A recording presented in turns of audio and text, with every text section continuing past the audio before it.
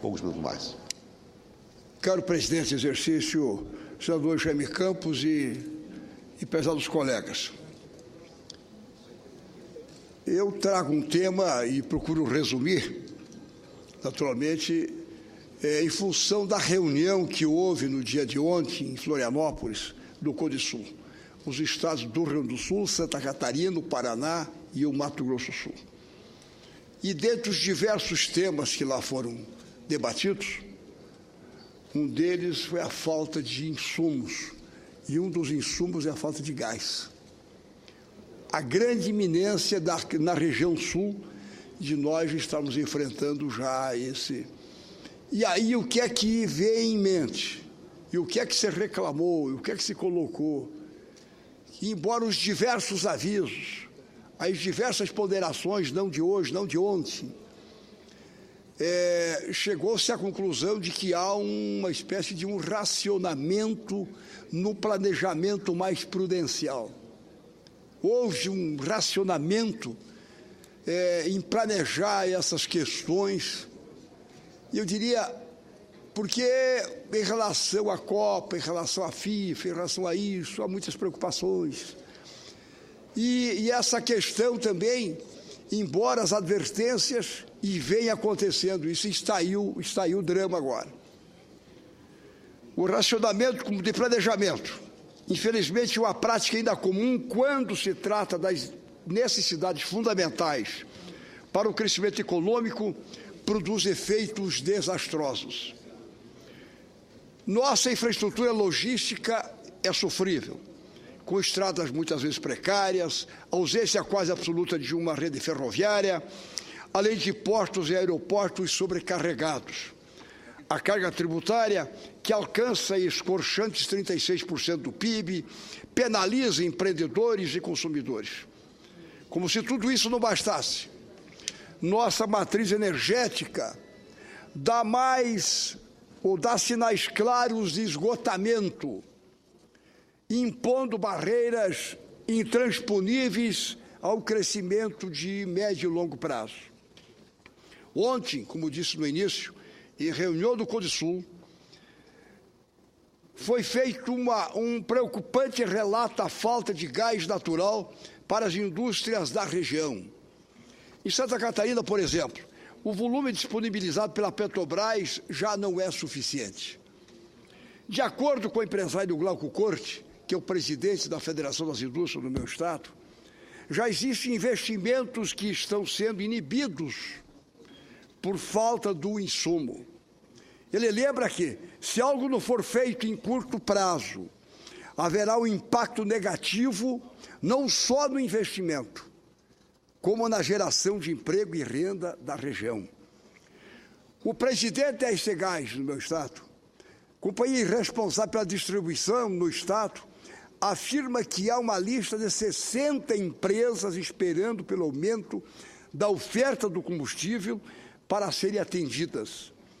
Só para ter uma ideia do impacto, entre elas estão a General Motors, em Joinville, a Bunge Alimentos, em Gaspar, a Klabin, em Lages, todas de destaque internacional, que é uma celulose, essa Klabin, de destaque internacional, empregando milhares de pessoas. O fornecimento do combustível é feito pela Petrobras. E apesar dos insistentes apelos, até agora não houve uma manifestação da companhia, nem tampouco uma ação mais efetiva da Agência Nacional de Petróleo. Outros números nos dão a dimensão mais ampla do problema e evidenciam a necessidade de planejamento de médio e longo prazo no setor.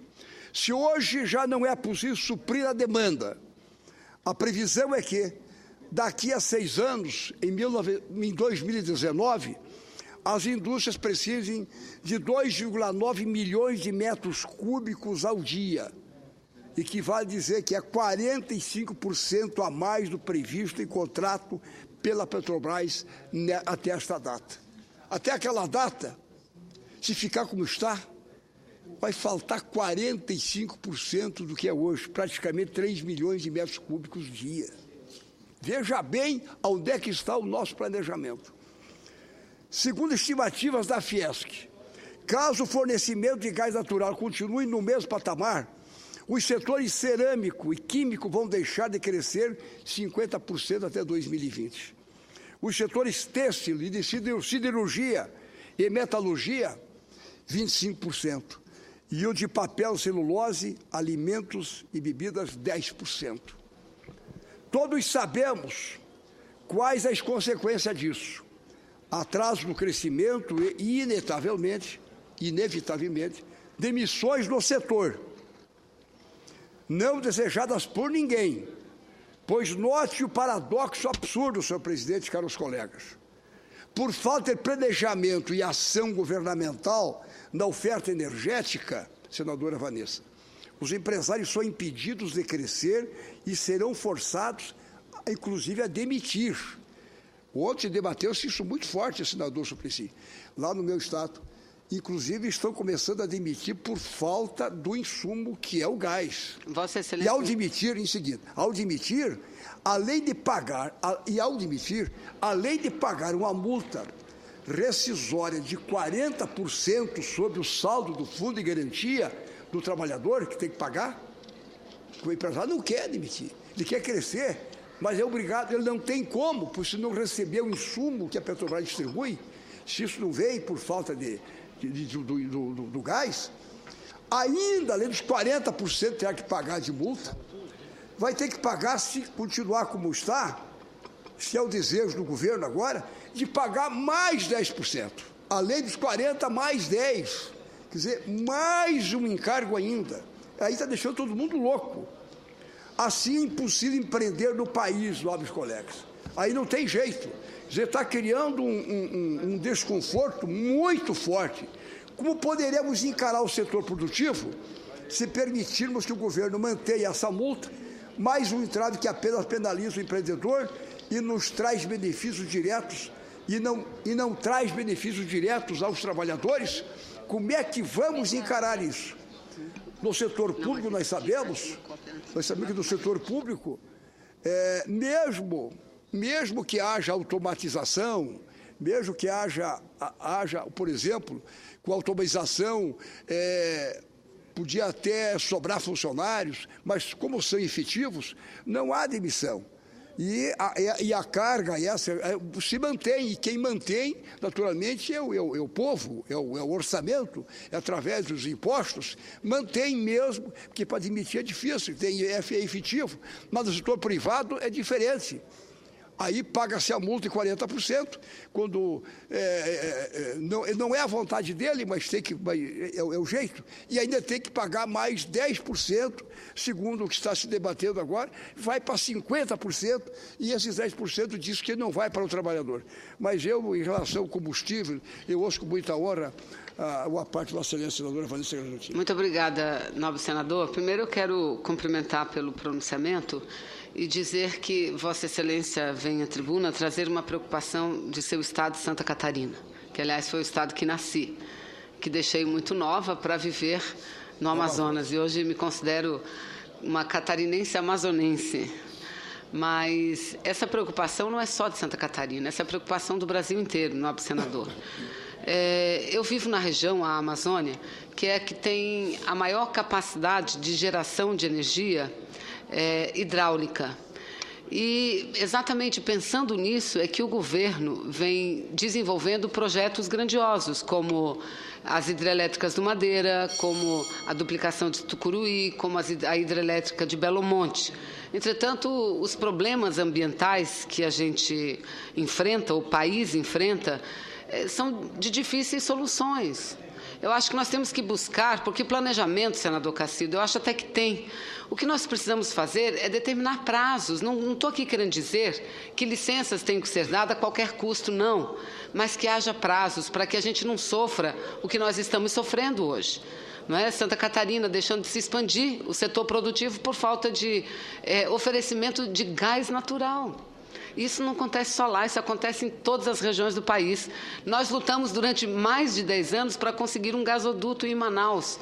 Hoje nós temos um gasoduto que traz o gás para o Amazonas e temos um polo industrial de mais de 700 indústrias e poucas, senador, poucas são as que recebem o gás natural, apesar de a grande maioria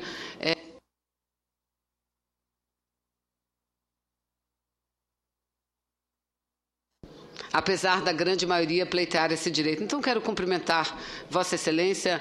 Sei que o seu empenho não é só no plenário, nas comissões, debatendo, buscando soluções para que a gente possa fazer com que o nosso país e todos os nossos estados possam andar com maior agilidade, oferecendo qualidade de vida e emprego que as nossas pessoas precisam. Parabéns, senador. Bem, me congratulo e recolho as preocupações também da catarinense de nascimento, Evanista Garziltin, e eu não posso deixar de concluir, senhor presidente. Não podemos nos eximir da luta por uma infraestrutura que garanta o crescimento do país nos próximos anos.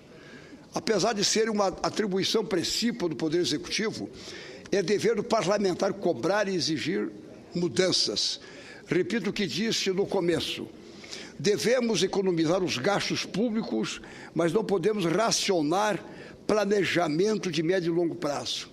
Trago essas reflexões porque é uma das questões profundas, necessárias, e há no setor produtivo, chegando ao ponto de que, olha, onde se debateu-se isso, e isso é uma parte do Estado, mas uma das soluções que se levanta, inclusive, é do gás que vem Bolívia, Brasil, nós buscarmos um ramal na região oeste do Brasil, trazer um ramal que venha para a parte oeste do Paraná, o oeste catarinense, e vá para a região das Missões do Rio Grande do Sul.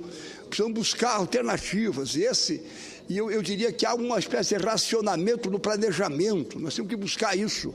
Chegando às empresas, faltando esse tipo de combustível, ter que demitir. Aí vai pagar sem querer os 40% da multa sobre o fundo de garantia. E ainda se debate agora para pagar além dos 40%, mais 10%. E esses 10% que não vão para o trabalhador, fica muito difícil. Então é uma